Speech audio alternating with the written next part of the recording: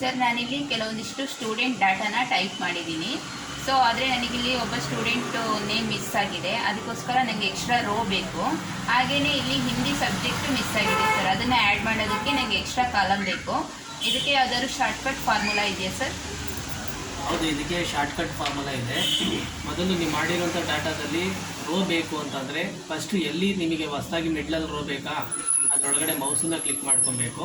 ಕೀಬೋರ್ಡಲ್ಲಿ shift space ಹೊಡಿಬೇಕು, select ಆಗುತ್ತೆ. ಆಮೇಲೆ ನನಗೆ ಹೊಸದಾಗಿ ನಿಮಗೆ ಎಷ್ಟು ರೋ ಬೇಕು ಅಂತ ಅನಿಸುತ್ತೆ ಕಂಟ್ರೋಲ್ ಪ್ರೆಸ್ ಮಾಡಿಕೊಂಡು ಕೀಬೋರ್ಡಲ್ಲಿ ಪ್ಲಸ್ಸನ್ನು ಪ್ರೆಸ್ ಮಾಡ್ಕೊಳ್ತಾ ಹೋದರೆ ನಿಮಗೆ ಎಷ್ಟು ರೋ ಬೇಕು ಅದೇ ಥರನೇ ಬರ್ತಾ ಹೋಗುತ್ತೆ.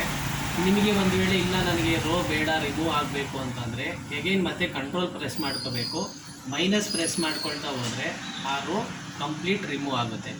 ಅದೇ ಥರ ನೀವೀಗ ಹೇಳಿದ್ರಿ ನನಗೆ ಕಾಲಮ್ಸ್ ಬೇಕು ಅಂತ, ಕಾಲಮ್ಸ್ ನಿಮಗೆ ಎಲ್ಲಿಗೆ ಬೇಕು ಅಲ್ಲಿಗೆ ಮೌಸನ್ನು ಕ್ಲಿಕ್ ಮಾಡಿ ಕಂಟ್ರೋಲ್ ಸ್ಪೇಸನ್ನು ಹೊಡಿಬೇಕು, ಕಾಲಮ್ ಸೆಲೆಕ್ಟ್ ಆಗುತ್ತೆ.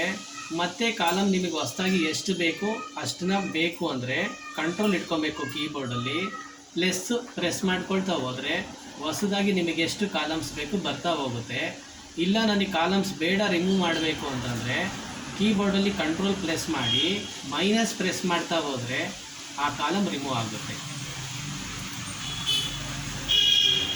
ಇದೇ ಓದ್ಕೊತೀನಿ ಇಲ್ಲ